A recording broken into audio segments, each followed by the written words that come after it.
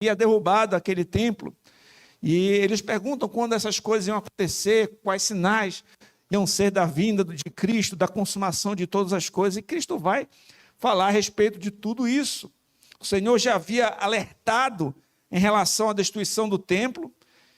Nós vimos que no ano 70 depois de Cristo, Jerusalém foi invadida pelos romanos, o templo foi destruído, e essas profecias que Cristo falou já se cumpriram na história em relação ao templo. Mas ele também falou a respeito de como seria o período entre a sua primeira e a segunda vinda, quais seriam os sinais da sua segunda vinda, e na mensagem anterior, que nós falamos na semana passada, o Senhor Jesus Cristo estava instruindo os seus discípulos sobre a necessidade de manter uma postura vigilante, uma vez que nós não sabemos o dia nem a hora do retorno do Senhor. Na mensagem anterior, nós vimos que o Senhor falou que assim como foi nos dias de Noé, em que as pessoas estavam casando, dando-se em casamento, comendo, bebendo, então veio o dilúvio, assim será na sua segunda vinda. Então vai pegar as pessoas, muitos, de surpresa.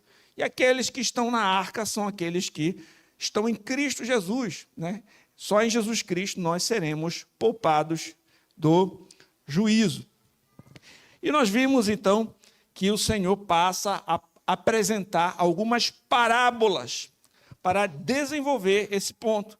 E essa parábola que nós acabamos de ler, ela também aparece nesse contexto que envolve exortações à vigilância, certo?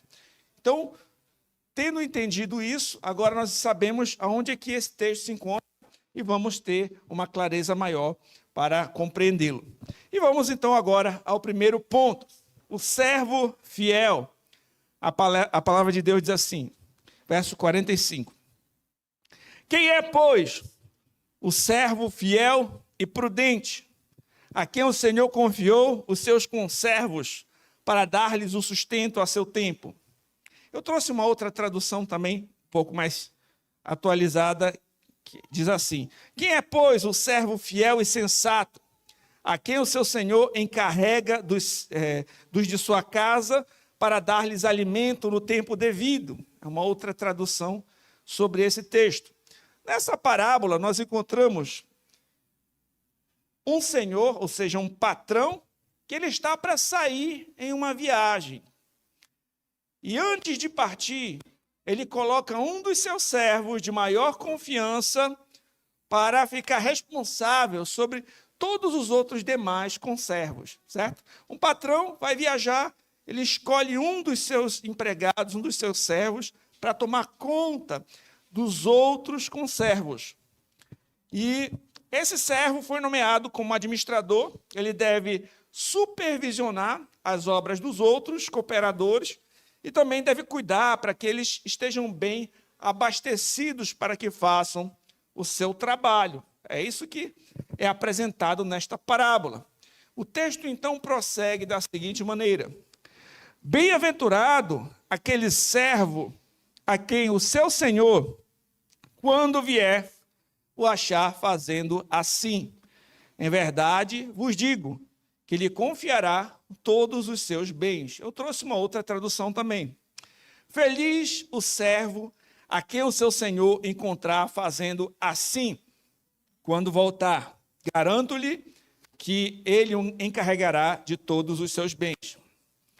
Então, esse servo, sobre quem essas palavras são pronunciadas, ele é agradável ao seu senhor e ele vai receber um favor especial do seu senhor quando ele voltar.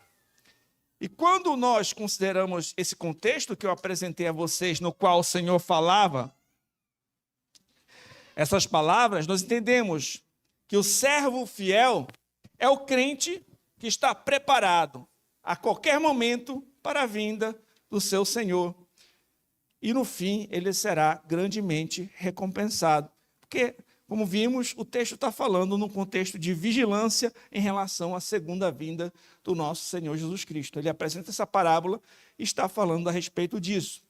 Um teólogo chamado William Hendrickson comenta esse texto da seguinte forma: a frase a quem seu senhor encontrar agindo assim, revela que a atitude própria por parte daquele que aguarda o regresso do Senhor consiste no serviço ativo, no interesse daqueles a quem o Senhor lhe confiou, fazendo a vontade do Mestre e cuidar dos que se acham necessitados, seja essa necessidade de caráter material, espiritual ou ambas.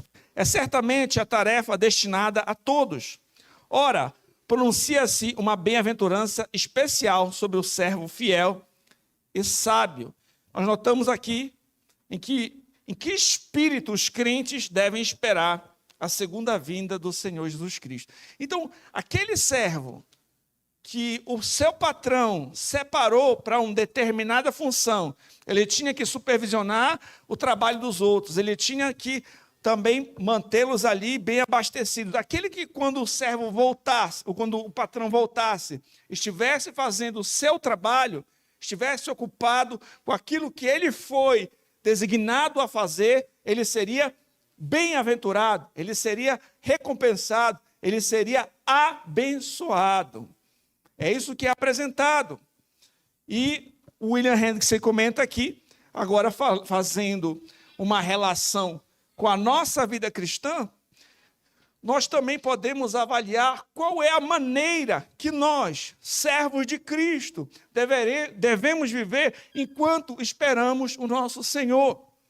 O nosso Senhor também falou, né, Cristo foi assunto aos céus, falou que ele voltaria para buscar a sua igreja, deixou uma missão para a igreja.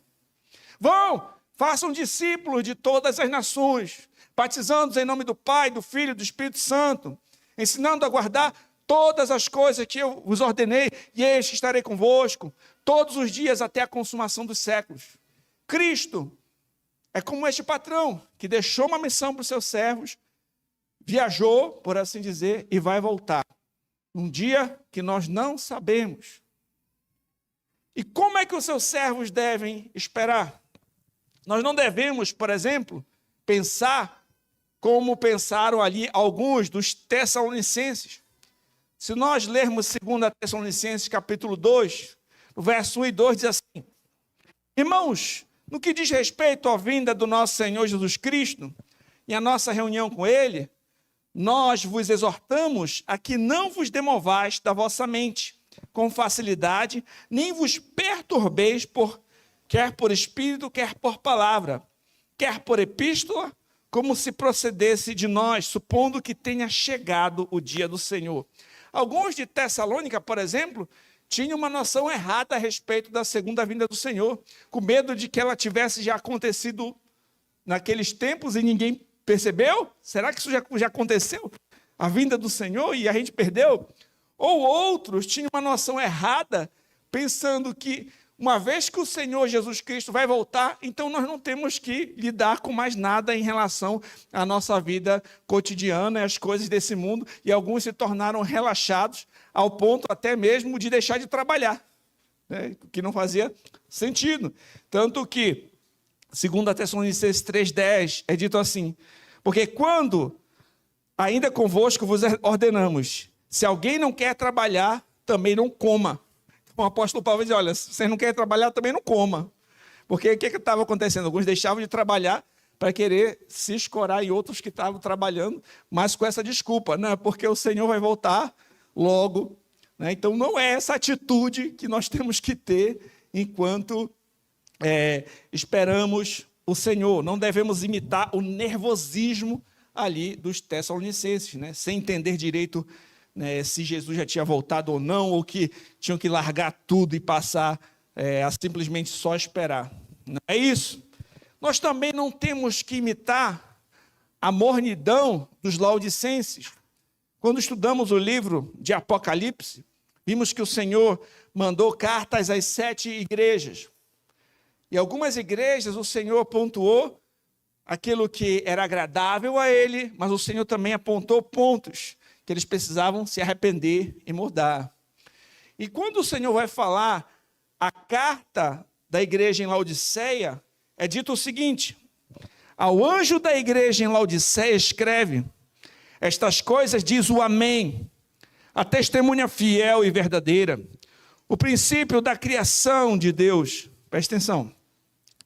Conheço as tuas obras, que nem és frio, nem quente. Quem dera fosses frio ou quente. Assim, porque és morno, e nem és quente nem frio, estou a ponto de vomitar-te da minha boca. Pois dizes, estou rico, abastado, não preciso de coisa alguma. E nem sabes que tu és infeliz, sim, miserável, pobre, cego e nu. Aconselho-te que de mim compres ouro refinado pelo fogo, para te enriqueceres, vestiduras brancas para te vestires, a fim de que não seja manifesta a vergonha da tua nudez, e colírio para ungires os olhos, a fim de que vejas. Eu repreendo e disciplino a quantos amo. Sê, pois, zeloso e arrepende-te. Eis que estou à porta e bato. Se alguém ouvir a minha voz e abrir a porta, entrarei em sua casa, cearei com ele e ele comigo.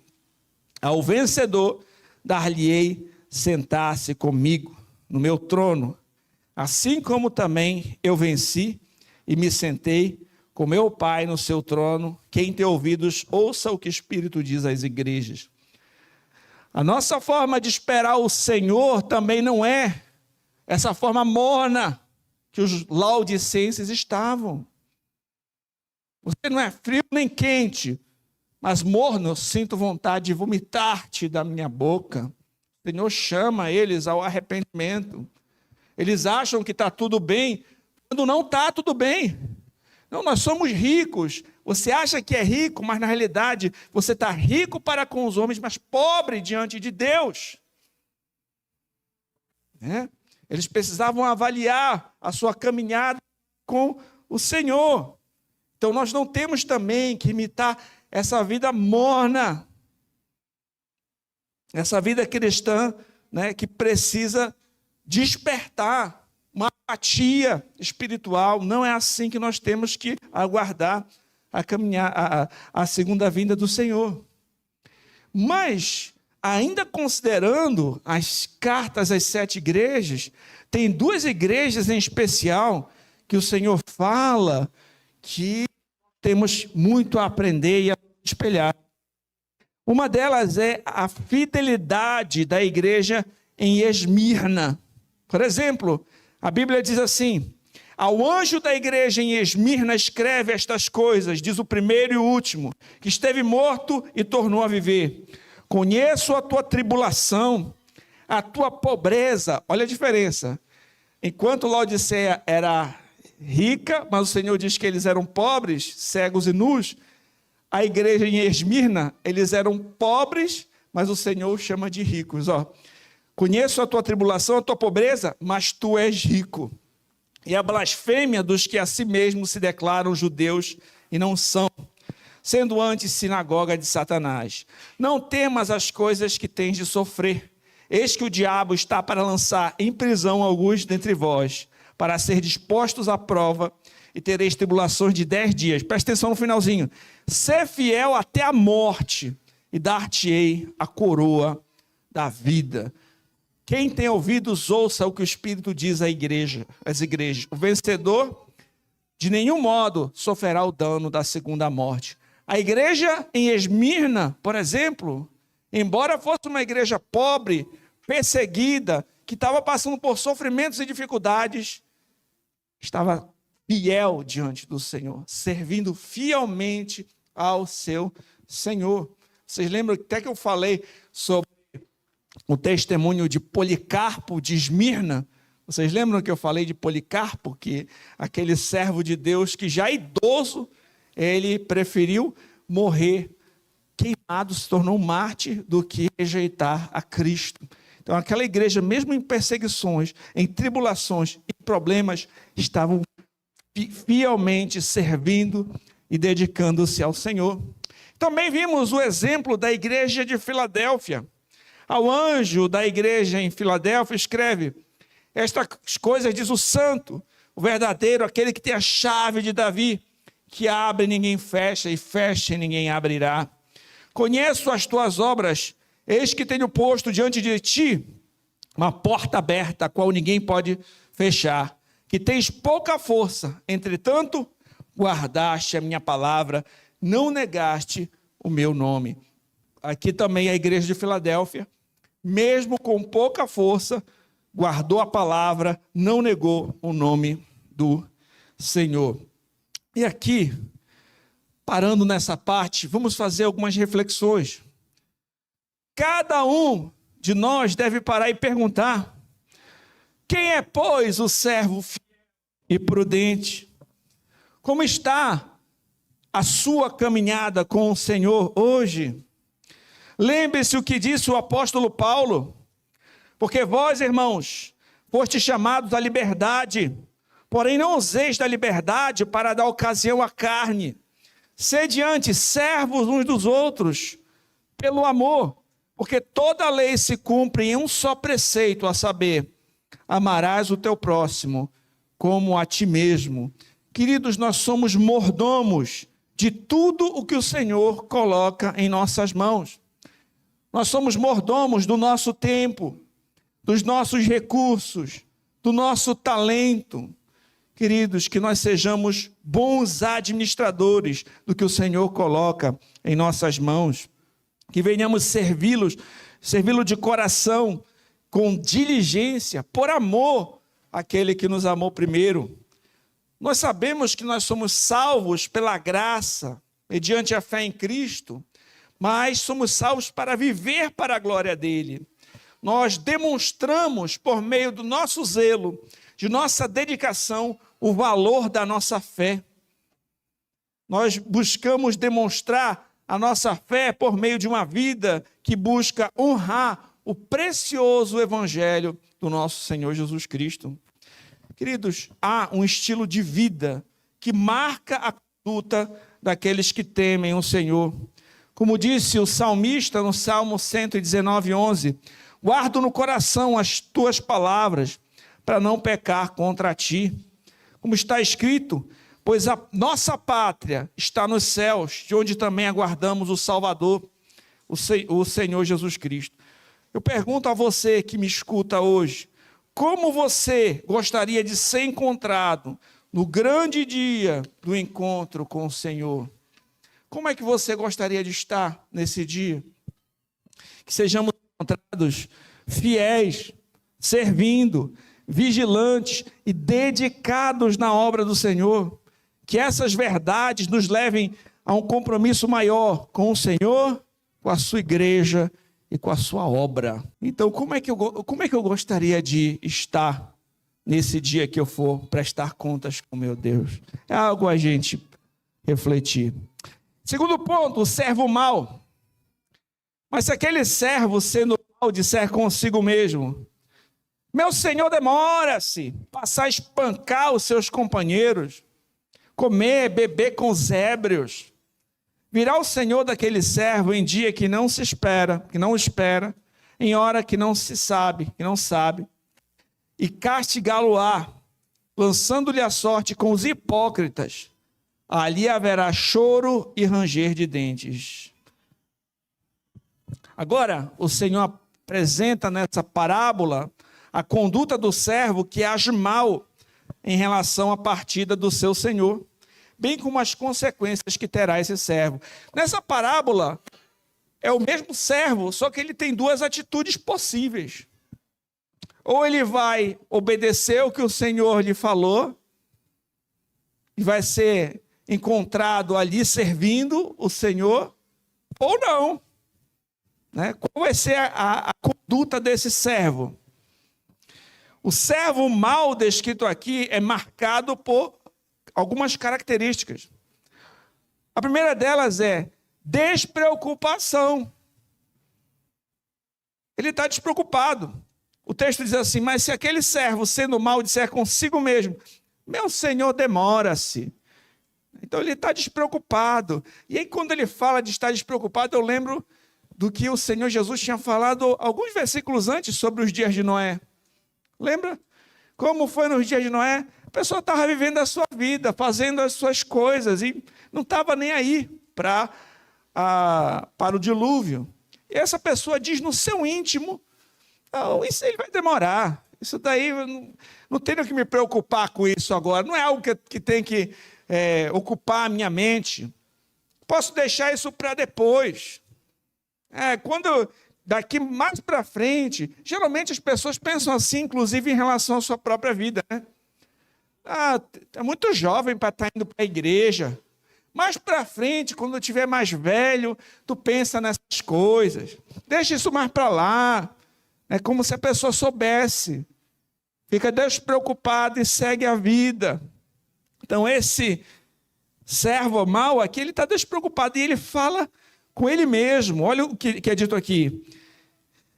Se aquele servo sendo mau disser consigo mesmo, olha esse termo aqui. Ele diz para si mesmo. Isso é algo que ele considera no seu interior. Pode ser que ele nem fale isso para os outros, mas no seu interior é isso que ele pensa. Isso pode ser, às vezes, até mais importante do que o que ele diz publicamente. Por quê, queridos? Tem pessoas que professam coisas com os lábios, mas no interior pensa outra coisa. Com as suas atitudes, faz outra coisa.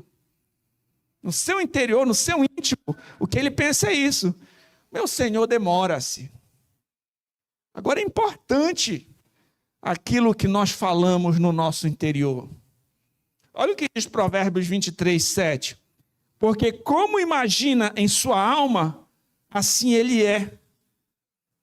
Ele diz, coma e bebe, mas não está sendo sincero. Mateus 9, 3 e 4. Mas alguns escribas diziam consigo, olha, uma outra situação, os escribas diziam consigo, eles diziam no íntimo, falavam para eles, este blasfema. Jesus, porém, conhecendo-lhe os pensamentos, disse, por que cogitais o mal em vosso coração? Olha isso, interessante isso, né? Eles estavam pensando com eles mesmos. Isso é blasfêmia. E Jesus vai dizer, por que vocês estão pensando mal no coração? Não é só o que é externo que é importante. Você lembra, por exemplo, quando o Senhor vai falar a respeito dos pecados? E não é só quando você assassina uma pessoa que você está quebrando a lei. Mas quando você nutre ódio contra uma pessoa no coração, quando você xinga com os seus lábios, você já está quebrando o mandamento. Não é só quando você adultera e consuma aquilo ali, aquele ato. Mas só de você cobiçar com os olhos e desejar com o coração aquilo que não é seu, a cobiça. O Senhor se preocupa também com o interior.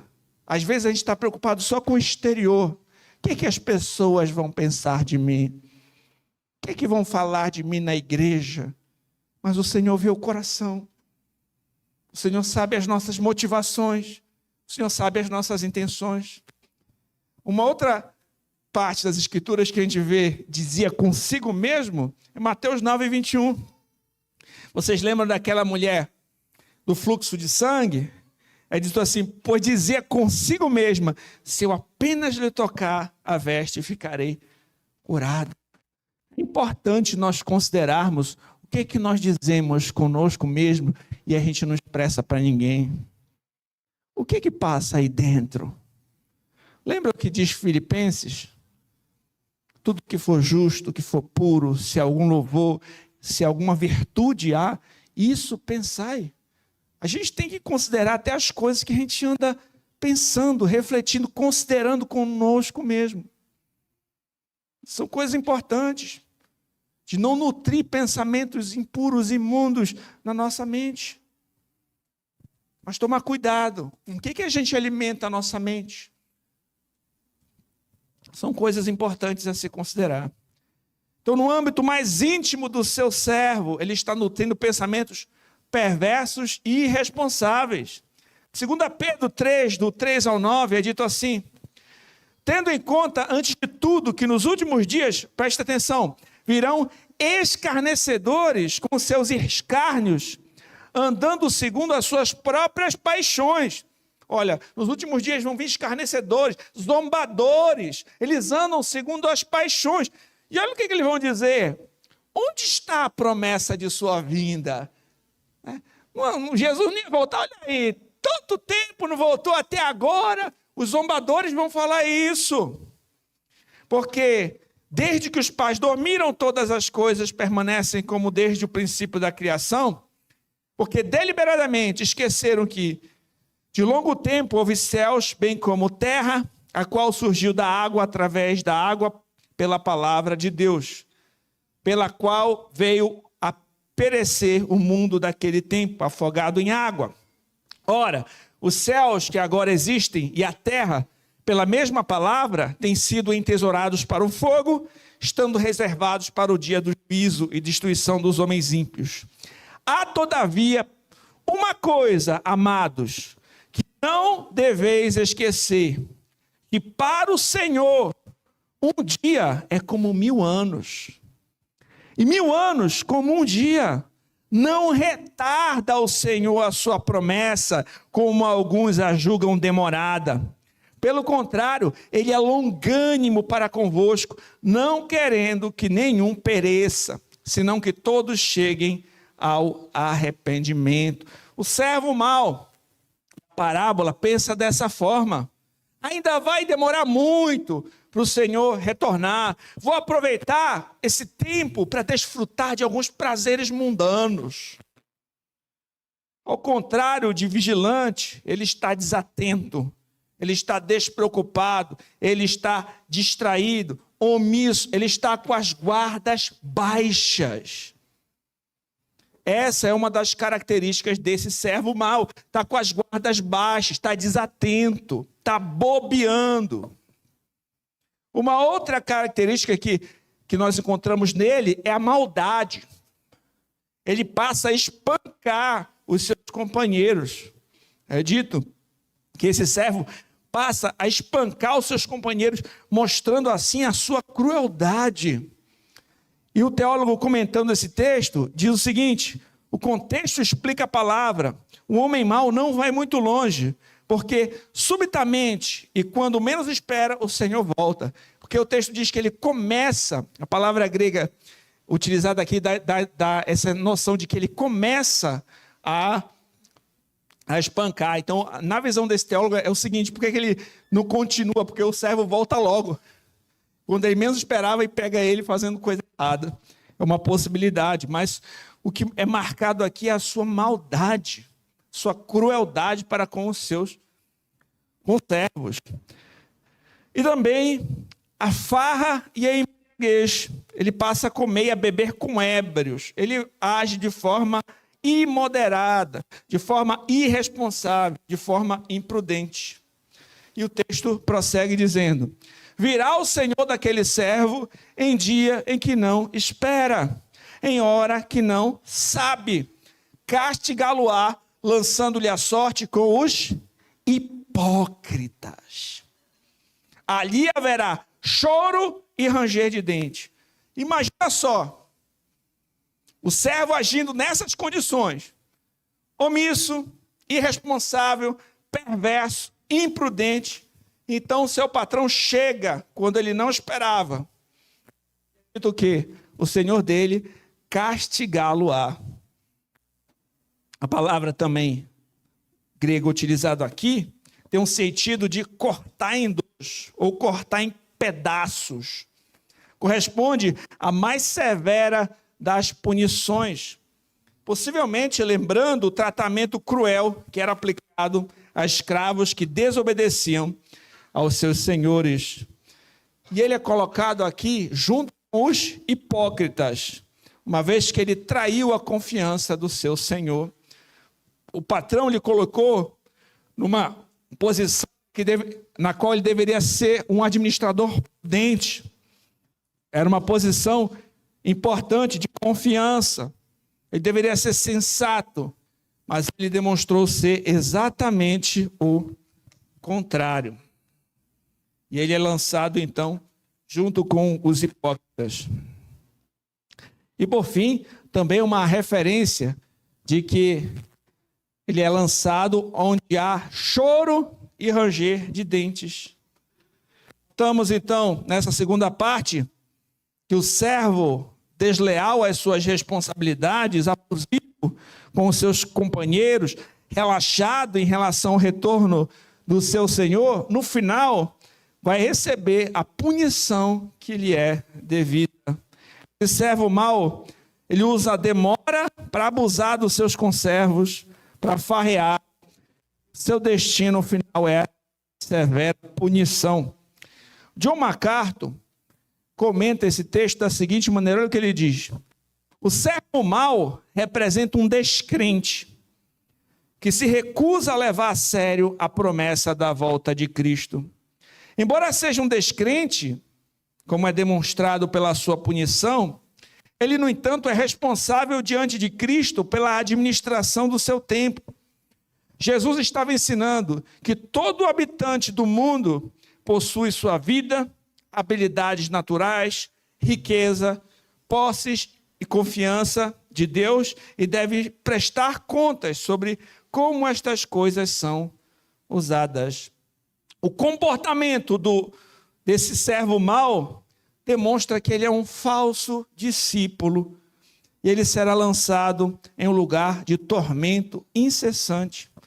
As expressões presentes nesse choro e ranger de dentes também foram utilizadas pelo Senhor Jesus Cristo em outras passagens das Escrituras para descrever os tormentos do inferno. Um lugar de choro e ranger de dentes. E Charles Haddon Spurgeon, falando desse mesmo texto, disse: era um dos hipócritas e fingia ser um servo de Deus, quando a verdade era que o tempo todo ele era um escravo de Satanás, servindo a si mesmo e ao pecado. Que ele seja unido àqueles que são seus devidos companheiros. De fato, ele era falso, pois exteriormente ele era seguidor de Cristo, mas interiormente servia às suas próprias concupiscências. Na semana passada, eu lembrei do texto de Mateus 7, que diz que nem todo o que diz Senhor, Senhor, herdará o reino dos céus, mas aquele que faz a vontade do Pai que está nos céus. Existem pessoas que afirmam com os seus lábios que são cristãos, mas a sua vida vai mostrar outra coisa. Vocês lembram de Judas, por exemplo? O final da história de Judas vai mostrar que, de fato, o seu coração não estava no Senhor. Então, essas advertências, elas são sérias. E o texto de Gálatas 5 descreve as obras da carne e o fruto do Espírito. As obras da carne, elas vão ser características de uma vida carnal. O fruto do Espírito vai demonstrar características de uma vida espiritual. Olha o que o texto diz. Ora, as obras da carne são conhecidas. Quais são essas obras? Prostituição, impureza, lascívia, idolatria, feitiçarias, inimizades, porfias, ciúmes, iras, discórdias, dissensões, facções, invejas, bebedices, glutonarias e coisas semelhantes a estas, a respeito das quais eu vos declaro, como já outrora vos preveni, que não herdarão o reino de Deus os que tais coisas praticam. As pessoas que vivem nessas práticas, que são marcadas por esse comportamento, que vivem mergulhadas nesses pecados. Será que a nossa vida é marcada por isso? Por dissensões, facções, por invejas, bebedices, glutonarias e coisas assim? São coisas a considerar. Em seguida, ele fala qual é o fruto do Espírito. Mas o fruto do Espírito é amor, alegria, paz, longanimidade, benignidade, bondade, fidelidade, mansidão, domínio próprio. Contra estas coisas não há lei. Os que são de Cristo Jesus crucificaram a carne com as suas paixões e concupiscências. Se vivermos no Espírito, andemos também no Espírito.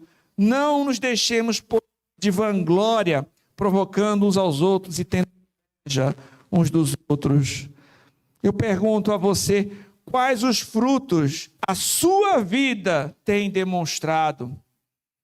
Ao considerar esse texto que nós lemos aqui, nós temos que ser possuídos de profunda humildade e lembrar a solene advertência que encontramos em 1 Coríntios 10, 12. Aquele, pois, que cuida estar de pé, olhe que não caia. A gente não fica dizendo, olha, eu sou bonzão e olha ali. Irmãos, se a gente está de pé, é a graça do Senhor que nos sustenta. É o Senhor que nos segura. E a gente tem que vigiar para também não cair. Você que está de pé, vigie para que não caia. Não olhe com arrogância, pensando, está vendo aquele outro ali, aquele hipócrita ali? Lembra, vigie.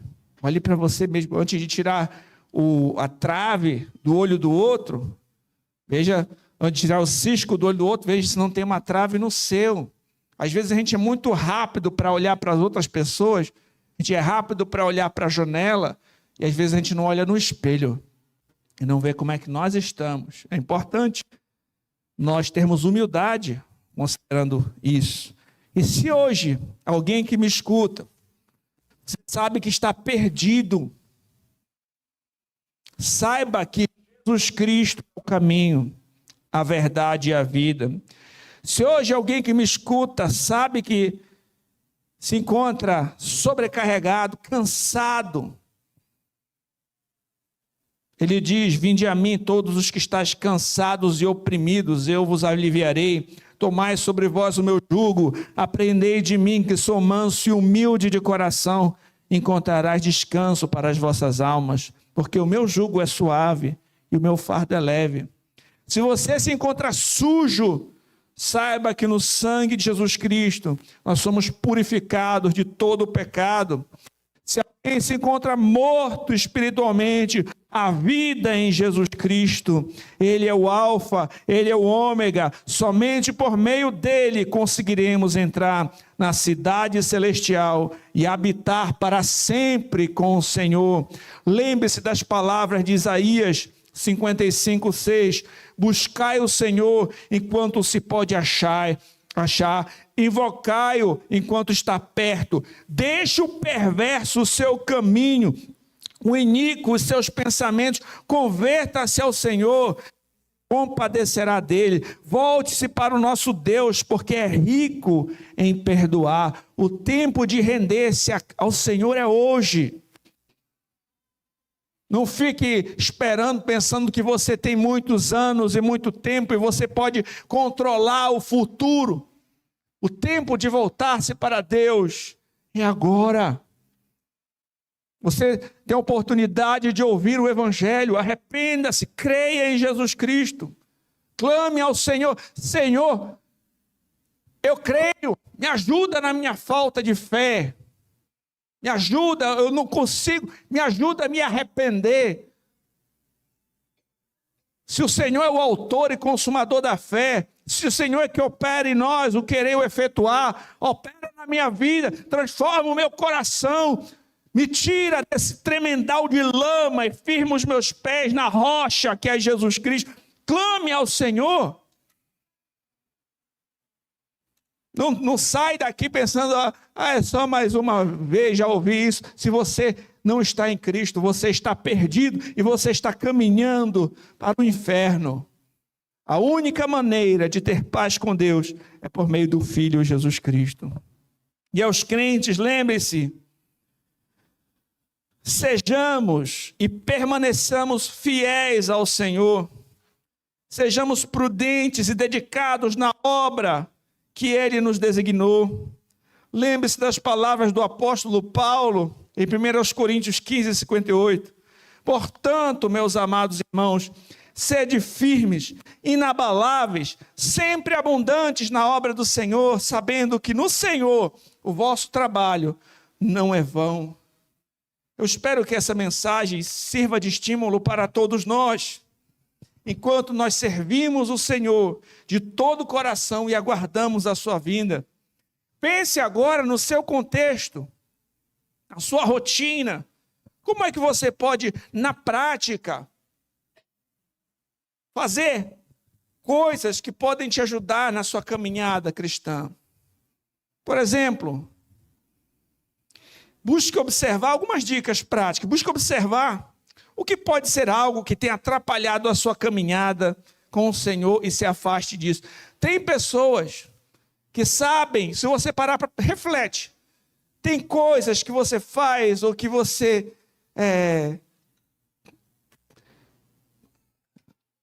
ou você está relacionado de alguma forma que atrapalha a tua caminhada com Deus. Tem pessoas que estão em relacionamentos errados. Tem vícios que precisam ser abandonados. Tem hábitos ruins que precisam ser mudados. O que você precisa deixar para trás hoje?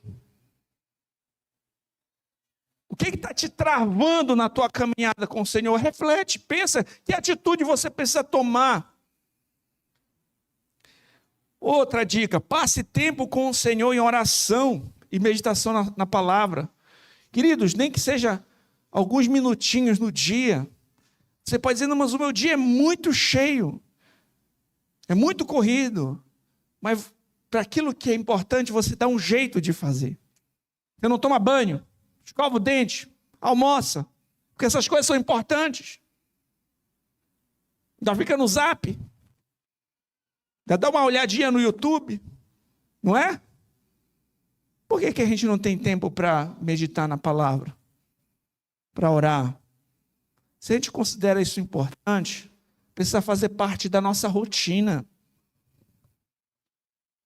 Queridos, se a gente crê que isso aqui é verdade, é inspirado, que é de Deus, a gente tem que meditar, a gente tem que ler, orar. Se a gente crê que Deus, de fato, é dono de tudo e soberano, e a gente tem acesso a esse Deus, por que a gente não fala com Ele? Se a gente pode ter acesso ao trono da graça e confiadamente entrar, a fim de receber graça, misericórdia, socorro em tempo oportuno, se quando a gente não tem sabedoria, a gente pode pedir a Deus, peça, busque, bata.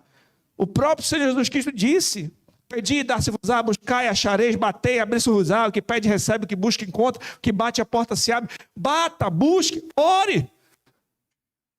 Às vezes a gente só fica reclamando de tudo e não ora. Ah, porque eu não tenho isso, que eu não tenho aquilo. Vai orar. Vamos orar, meus irmãos. A situação do casamento está ruim. Você ora pelo seu casamento, pela sua esposa, pelos seus filhos, pela conversão de pessoas, pela sua luta contra o pecado. Mas, pastor, eu tento, mas você ora por isso, de verdade. Vamos ao Senhor, meus irmãos. Tem coisas que é só Deus. A gente vai ter que pedir, buscar, bater. Converse com seus filhos sobre a palavra de Deus e busque cultivar hábitos piedosos na sua casa. Tem situações, seu filho vai começar a perguntar, por quê, papai? Por quê? Por quê? Por quê? Aproveita, responde. Mostra o que a palavra de Deus diz, vai pastoreando o coração dele, aproveita as situações para ir falando de Cristo, falando do Evangelho, para respondendo dúvidas dele e semeando a semente da palavra no coraçãozinho dele. Aproveita. Hábitos piedosos em casa, antes de dormir, fazer uma leitura de um livro cristão, ou mesmo das Escrituras, ter uma conversa, orações, ensine o seu filho a orar. Orações antes das refeições, culto doméstico, devocional. São hábitos piedosos que você pode ir colocando e deve, especialmente os maridos, devem guiar isso na sua família. E as esposas que não têm marido crente, não deixem os seus filhos perecerem por causa disso. Assuma esse papel. Faça com seus filhos ali o devocional, os cultos domésticos. Tenha compromisso e dedicação com a sua igreja local, suas atividades, serviços, necessidade. Nós somos membros da igreja, a gente vai ler daqui a pouco o pacto de compromisso dos membros com a igreja. Esse pacto não é que nem aqueles negócios que a gente vai baixar o aplicativo, vai lá, li e concordo, não leu nada. O pacto de compromisso é de fato o compromisso que a gente está assumindo uns com os outros, com essa igreja local. Se a gente fala, olha, eu vou me comprometer de orar, será que a gente está orando mesmo?